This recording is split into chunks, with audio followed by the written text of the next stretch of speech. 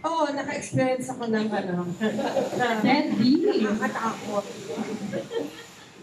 Nakakatakot na kabanata sa buhay ko regarding love.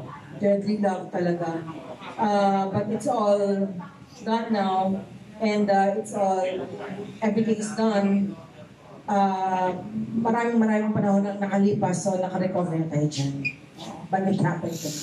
Talaga po. So, once lang po yan, Miss Jacqueline. Once lang Once naman. Oo. How did you cope up?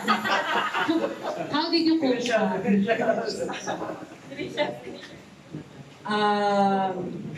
Wala eh. It was very, very scary.